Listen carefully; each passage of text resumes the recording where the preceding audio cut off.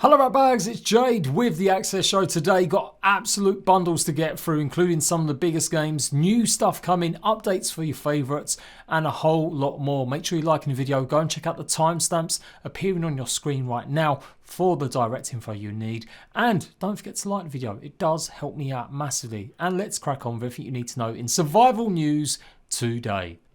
Kicking off with ARK Survival Evolved, and this is not good news at all, particularly for PlayStation players, but also Xbox too.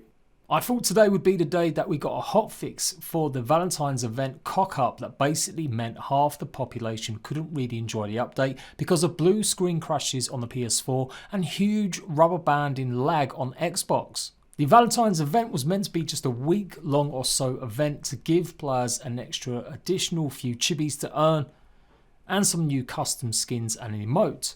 Instead, what they did get was the game being unpredictable, crashing particularly on the Ragnarok 3 map, and a whole load more just going wrong.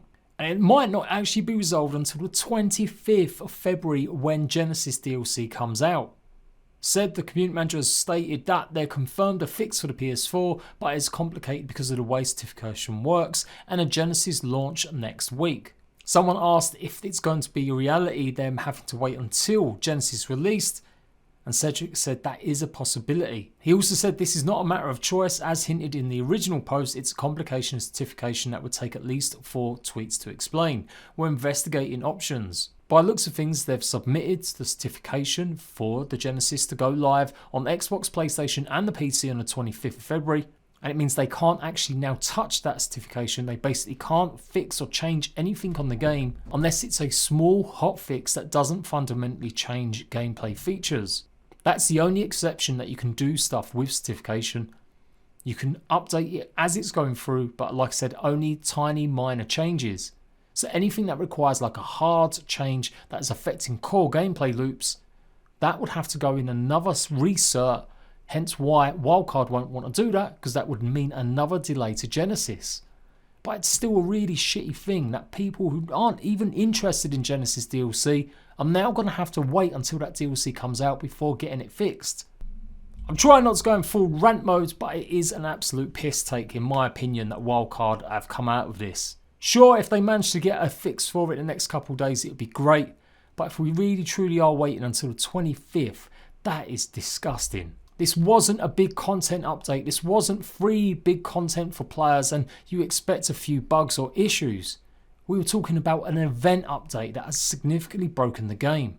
So for fans expecting the event to maybe be extended because it was so broken, I don't think so. It looks like the fix isn't going to be fixed soon, and I surely can't be extending the event since it's such a problem. I mean, I could be wrong. Maybe that's part of it, that they'll just leave it now with the event running until they add the Genesis update. I'll let you guys know more information hopefully when the community crunch comes out tomorrow morning. I'll cover it in another video, and I'm going to go a bit deeper talking about wildcards and how many times they've just cocked stuff up like this. It does need to be spoken about, so much more details coming tomorrow. Okay, let's get away from the ARK stuff for now then, and let's focus on some good stuff to maybe bad games. Well, maybe not bad, but it certainly wasn't received as well as it could have done. State of Decay 2 might have been forgotten about by a lot of you, but they've just announced that a big free update is coming on the 13th of March alongside its Steam release. This will be the first time it's appearing on Steam, and you will still be able to cross-platform play. So let's get into some details about what's going on with the Juggernaut Edition. It's pretty much gating and adding a bunch of content to make the experience a bit more palatable for new players. State of Decay is free at the moment on Games Pass, and obviously the update is going some way to helping anyone onboarding for the first time playing it on Steam. They're adding a bunch new gameplay options. There's going to be much more melee focused added to it too. New weather, new effects, new sound, pretty much an overhaul. There's a brand new map to go and explore, a whole new open world one. And the tutorials that take you through the game are going to do a better job of explaining what else there is. A lot of people kind of got turned off by State of Decay by the lot of micromanagement that is in there. But it's only one way of playing the game. You don't have to buy into that. And that's what the Juggernaut Edition is at pains to point out. As I mentioned, new melee weapons is going to result in new heavy weapon selection. And they've just added a bunch more missions and fixes to the game. More importantly, for people that didn't want to buy any DLC, you're going to be getting that for free, and that goes for everyone that's purchased State of Decay 2. Independence Pack, the Daybreak Pack, and State of Decay 2 Heartland. That is all coming as part of this update. Not only that, it's going to be cross-platform play with Steam, so you will be able to play with your PC friends if you're on an Xbox. This is all coming on March the 13th, so a little bit way away, but definitely something to get hyped into, and I am sure as heck going to jump into State of Decay 2 once more. I did give it a try when it launched, and I did find a lot of the early stages just a bit too boring and repetitive. So maybe this is the spark it needs, something very similar to No Man's Sky and the updates that really turned that game around. Just a shame they didn't actually release this before, maybe doing more paid DLC.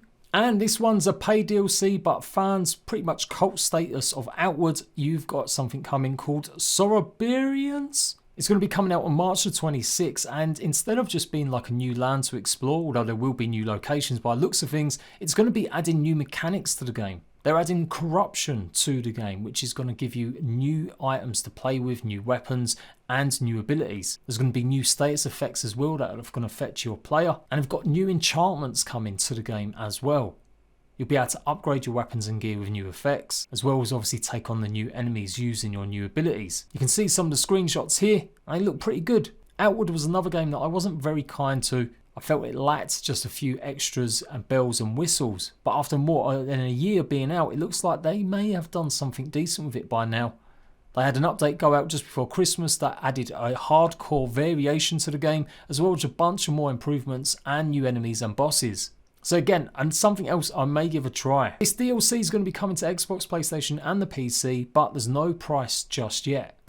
Memories of Mars is the latest game that's coming your way on Xbox and PlayStation, and it may be sooner than you think. Now, when this game first came out, I coined it Rust in Space.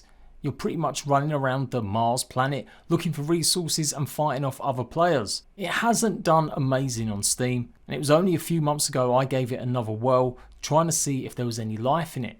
The player counts have dipped so low over the last year, well below the hundreds at some points. They've rebranded, they've added a bunch of content, and have stopped doing wipes, which was a major criticism.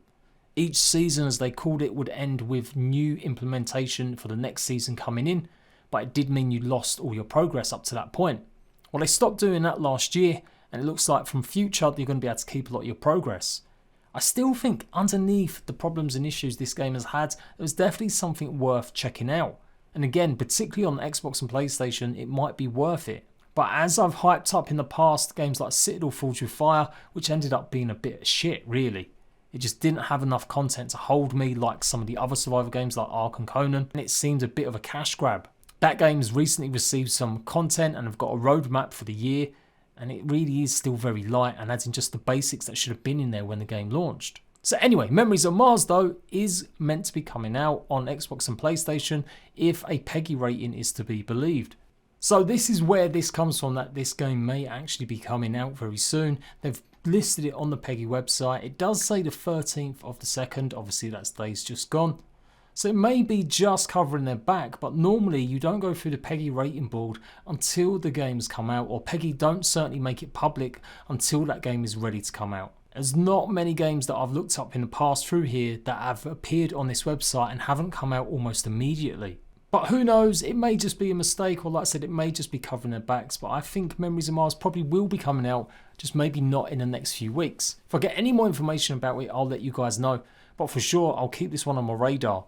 FYI, the PEGI is the ratings board in the UK, so it's pretty much where you have to put your game through if you want to get certified, and it looks like it's going to be a 12, which is pretty decent for a PvP style game. As I said, because of the competition not being as fierce on the console, I think it would actually suit a lot of people very much, particularly the PvP crowd. Obviously, it's all based on going around the planet, destroying other players, or potentially fighting them in new zones. They have mixed it up a little bit. It's not completely open world PvP. There are now zones that you can go in and basically shoot each other while you're trying to get upgrades to unlock new abilities, new gear, new items, and base pieces. So yeah, definitely keep you guys up to date if we get any more news about this one. Green Hell is finally getting its cooperative mode and looks like it's going to be coming soon. Now they've been working on this a while. It was part of their roadmap plans for 2020. Albeit I think this was meant to hopefully have come out at the end of the year, but it looks like it got pushed back a bit. And as you can see, there are two indeed Jakes, stars of the game. So they've listed that it's coming to Steam, and obviously it is coming to Xbox and PlayStation as well as Nintendo Switch. It's going to be cooperative in private or public lobbies, so you'll be able to play with randoms if you really want. But there won't be any game voice chat, which is a bit weird. Instead, they're promoting that you'll be able to use Discord voice lobbies, which is, yeah, you know, people do.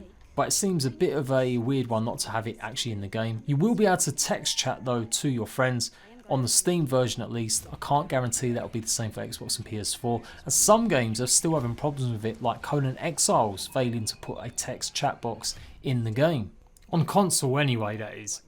They've also got a content update coming as well, with no firm concrete release date just yet of when it's come to Xbox and PlayStation, other than hopefully some point this year. I'm expecting a summertime release for it. So yeah, fingers crossed we'll get some news soon. Hopefully, I imagine once they've got this ironed out with the co-op, it will make sense that they'll have a couple months of content and making sure everything's still good. The game is out of early access, it is a full release. Green Hell's a great little game, it's got a nice little story to it. Maybe a bit limited in terms of long-term play, but definitely if you're looking for a game with story, survival game, go and check out my Let's Play series I did. Genesis Alpha 1 is also coming to Steam. Lots of these games were Epic Games exclusives and it is now being released on Steam as well as good old games. It's coming on February 25th and I rate this, it's really kooky, bit of a survival shooter-esque simulation game. So I definitely might take another look at it, even just playing it for fun on my second channel. If you don't know, I've got a second channel, go and check it out. This is where I play simulation games, building games, and a whole lot more that isn't just strictly survival. But yeah, I really rate this game. It's like a roguelike. You have to control your base by going down to planets, extracting ores, and fighting off dangerous aliens. You also have to stop them from infesting your spaceship. And you can customize and build and modify your spaceship, all the while trying to protect yourself and go on missions to get different resources. Definitely my recommended, give it a try. Hunt Showdown is nearly here. It's coming, I believe, tomorrow. Obviously this game's been out on Xbox and PC a lot longer, but it's finally appearing on PlayStation 4. I've rated it as the closest thing you're going to get to Tarkov. You go onto a map, you have to find an entity to basically take down. It's got supernatural settings, and while you're doing that, trying to get a bounty for killing supernatural ghosts or creatures, you can be hunted and taken down by other players. It's got co-op mode in it as well, I do believe, and I think they've even had trios at one point too. There is no other game like this, I would say, on a PlayStation 4. Xbox, maybe Vigor would come close to being something like it. Definitely give this a try, definitely my recommended. Absolutely loved it every time I've played it. And just a little bit of extra news about Dead Matter. We knew they're obviously delaying the alpha once more, but they showed off a huge bunch of gameplay which was really interesting, and they've finally chosen their server provider, which, yay, for me is one of my partners, Nitrado. So this means I will be hosting my own Dead Matter server when the game is ready to go. Obviously that's a while yet, we're probably not going to see early access until the end of the year, but for sure I'll be there every step of the way and I will be having my own server. So New World released a bunch of new information last week, including staking your claim, how it's going to work and how you can pretty much make a life for yourself in Ethereum. It's going to have settlements and you're going to be able to build up your reputation within these settlements and also complete faction missions. There's a whole lot more to go through with this, and they've just released a dev vlog video to accompany it too. So I'm going to be going through this in a lot more detail, but things are starting to shape up a little bit for this game. There is still some residual feedback about the fact that PvP isn't going to be just open warfare anymore, and we'll have to see if that's the right decision when New World finally appears in May, with the closed beta appearing in April. It is a PC only game at the moment, but I imagine with next generation being on par with certain PCs, it won't be long before we see this on Xbox or the PlayStation 2. And that is it for today's Access Show. Make sure you tune in all my survival game news. I'm the #1 source for everything to do with survival games on Xbox and PlayStation, as well as showing you brand new stuff and new updates coming to your favourite survival games overall. So until next time, Ratbags, I will see you later.